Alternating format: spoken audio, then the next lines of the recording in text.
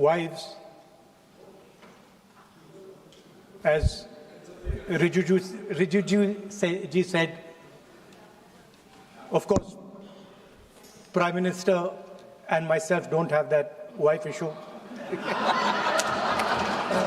So we don't get that input, but we have our mothers and our sisters. Yesterday, I was watching my sister achieve something that, in 5 minutes, achieve something that I have not been able to do in maybe 20 years of my political career, which was to make Mr. Amit Shah ji smile.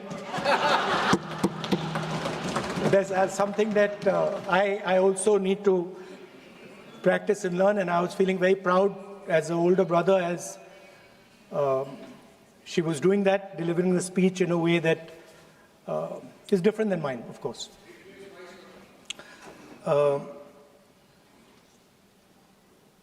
I remember when I was a little boy, I used to be very scared of the darkness. And we used to have this huge dog who used to attack my sister and me all the time. So we were very scared of going out into the garden at night. We were scared of the dog. And one day my grandmother somehow found out about this. And I'm saying this because this was one of the most powerful lessons taught to me in my life by a woman, a grandmother. And my parents had gone out for dinner. And she came, she caught my hand, I still remember, and she took me out into the garden. Dark garden at night, no lights. No, government houses have big gardens, quite a big garden. And she took me there, and she left me. She said, now you stay here, don't move. And she left. And I watched my grandmother. I remember she was wearing a yellowish sari. I watched her go away. और मेरी मतलब हवा निकल गई कि मतलब आज तो मैं गया. I didn't have the courage to tell my grandmother that, you know, I don't want to stay here, so I stayed. And she went away. She went away probably for 1 or 2 minutes. But for me, it was like 2-3 hours. I was imagining the dog coming to bite me. I was imagining ghosts. I was imagining snakes. I was imagining everything. And then after some time, I remember my legs were even shaking a little bit, and then I saw my grandmother come. And she came, and she asked me, so, what are you scared of? So I said, you know, Dadi, I'm scared of that dog. I don't know that he might come and bite me. I'm scared of somebody being in the garden that I don't know. I'm scared of bats. I'm scared of snakes. I'm scared of things I can't see. And she says, no, Rahul, you're not scared of all those things. You're not scared of the darkness. You're not scared of the dog. You're not scared of the bats. You're only scared of your mind. You're only scared of your imagination and what you are thinking. And then she said that, you know, you should not be scared of the darkness, because the truth most often is in the darkness. And if you do not have the courage to face your fear, you do not have the courage to go into darkness, you will not be able to understand the truth. You will not be able to fight for the truth. This is one of the biggest lessons in my life. I use it, it's a political lesson. I didn't realize then. Now as I get older, I realize it was not only a political lesson, more fundamentally it was a religious lesson. I didn't understand then, and what she was saying to me was that Satyam Shivam Sundaram. That's what she will say. She said that I want you to be able to go into the darkness.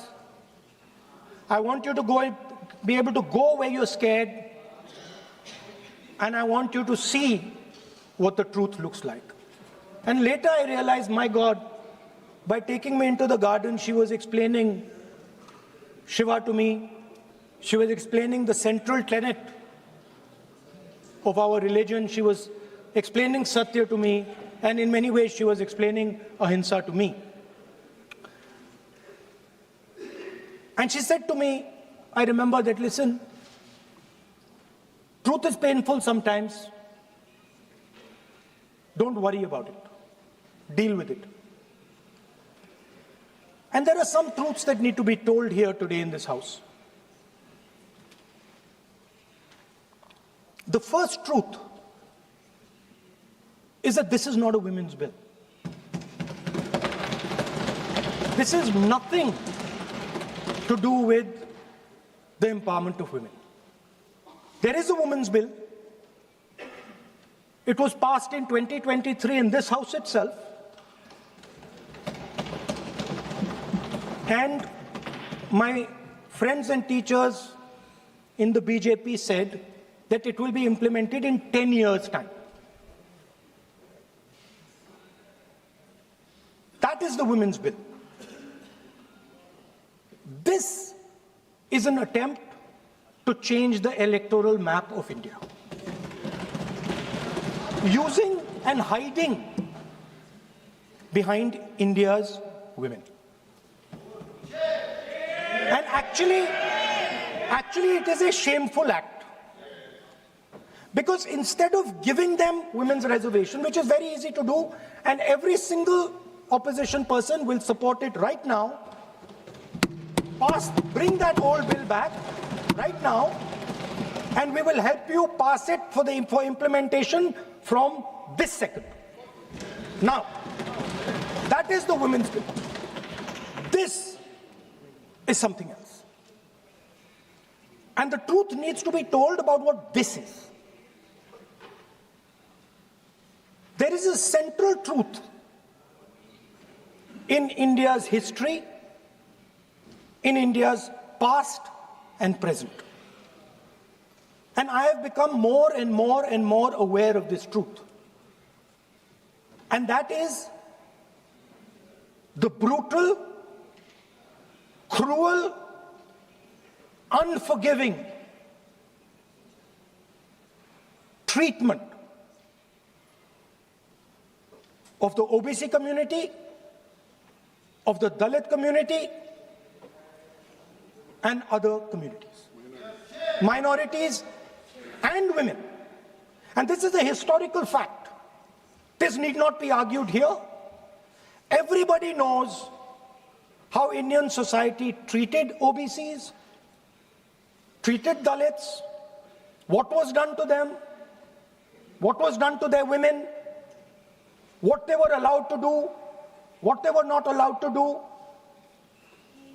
how they were blinded when they read certain documents, how metal was poured into their ears when they heard certain verses.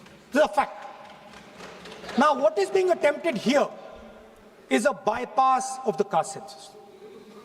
What they are trying to do is they are trying to avoid giving power, giving representation to my OBC brothers and sisters, and to take away power from them. This is the agenda over here.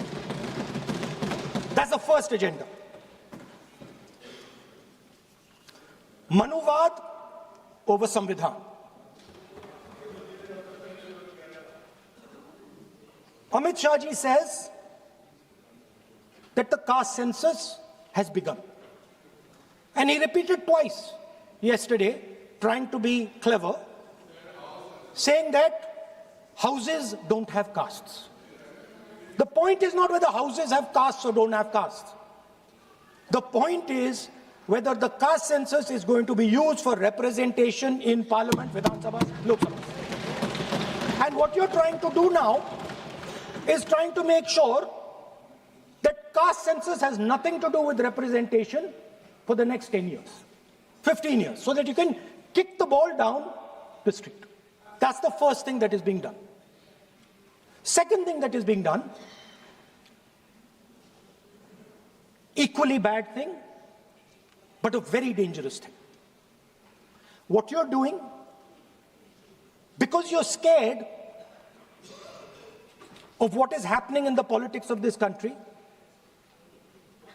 you're scared of the erosion of your strength, you're trying to rejig the Indian political map. You have done it in Assam, you've done it in Jammu and Kashmir, and now you're imagining that you can do it in India. And you need a constitutional amendment to do that. Now let me explain what you are doing. You are telling the South Indian states, you are telling the northeastern states, you are telling small states in India that in order for the BJP to remain in power, we are going to take away representation from you. This is nothing short of... This is what you are doing. And under no circumstances are we going to allow you to do it. So I am telling you very clearly right now that the entire opposition is going to defeat this attempt of yours to attack the nation state and deprive OBCs and Dalits of their rightful place in society. I want to ask, corporate India, entire financial structure of India, where are the Dalits? Where are the OBCs? Where are the Adivasis? Top bureaucracy of this country. आपका गलती है. Where are they? Judiciary, private sector, private hospital sector, healthcare sector, education sector. Earlier, there used to be something called the public sector. Public sector